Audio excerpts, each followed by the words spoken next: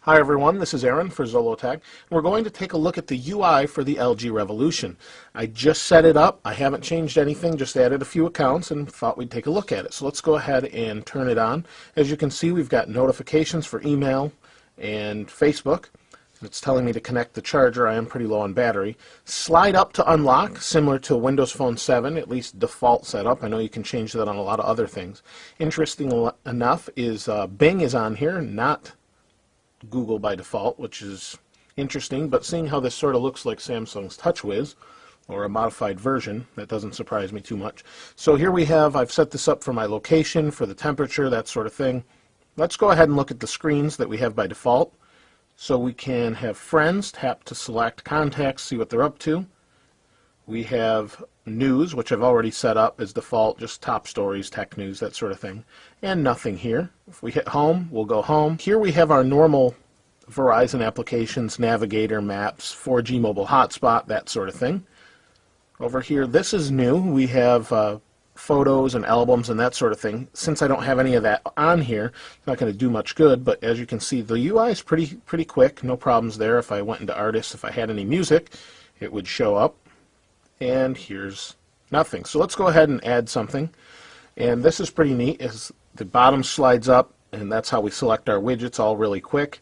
And we have an email. Not sure I like that notification, but that's default.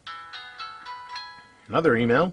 And here we have shortcuts, folders, wallpapers, a bunch of nice wallpapers. Oh, that's kind of interesting. It's different. So we'll just set it back to default for now. But as you can see, everything's pretty quick. Let's look at our widgets. I think we'll pick YouTube. There's a YouTube widget. All pretty fast. I mean, the UI feels really snappy, which is nice. Back to home. Let's go ahead and take a look at the apps. So LG groups these into categories by default. I kind of like that. If you don't, I guess you can change it here by tapping list, and you get your list of applications in alphabetical order like most Android phones. I do like the categorization of the apps, and Netflix, that's always nice. Blockbuster, probably not going to use that, but Netflix, Rhapsody, always pretty nice. Let's go back home. So obviously it's Android. Let's go ahead and open the browser. Take a look at what that looks like. Oh, I do like the keyboard. Setting this up, I had to use the keyboard quite a lot. It kind of reminds me of Windows Phone 7 keyboard, and I really like that keyboard. That's probably one of my favorite keyboards on a smartphone, just the way it works. So, oh, there's return. We'll go to Zollotech and see how fast it is. Now, I am on Wi-Fi with a couple bars, have great signal strength.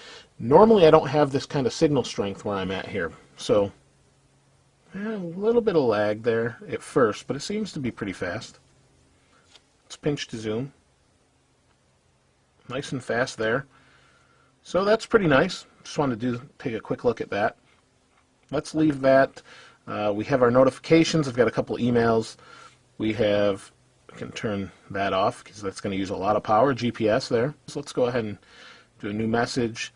Kind of looks the same. Like I said, I do like the keyboard. Let's see how fast it turns here. That's pretty quick. Yeah, that's fine. Let's see what kind of camera controls we have. I don't want to go too much into this now without using it for a while. This is the first look I'll have at the camera, so do we have a camera button? No, I didn't think so. Let's go ahead and go into the cameras. Didn't remember if I had a camera button on this or not. Yeah, okay. So there's the camera. We have nice big buttons to switch between. There we go.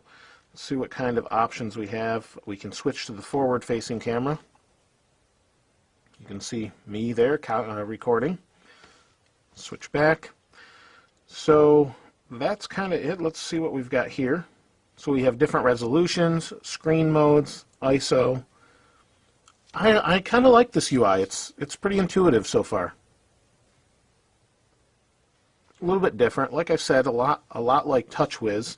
But everything feels nice and fast, which is always a plus. Let's take a look at the settings real quick, and that'll be about it. Let's see what we have here. Android 2.2.2.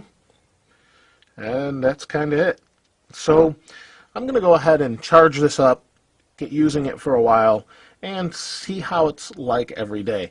It is a little bit big. It is a 4.3-inch screen, and while I'm waiting for actually this is the Droid X, the Droid X2, which is still in the box here.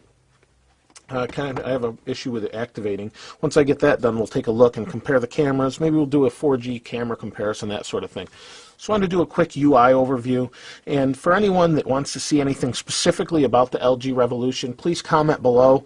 Thanks for watching. Please subscribe. This is Aaron. I'll see you next time.